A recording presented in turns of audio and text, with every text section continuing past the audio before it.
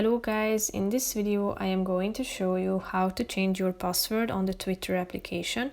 But first I just want to mention, don't forget to subscribe to my channel, because at 10,000 subscribers I am going to show you my whole YouTube revenue statistics and growth strategy, how to make money online.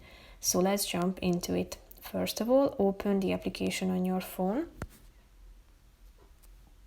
Tap on the search icon down below, which is the second option. Click on the settings option or icon in the upper right corner of the screen. Tap on this arrow pointing to the left direction at the top.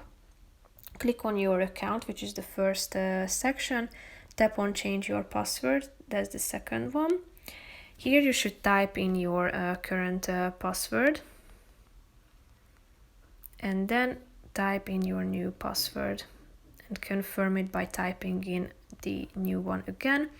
After that, you should tap on the done button and then you will be able to update your password. And now, as you can see, you have updated your password successfully.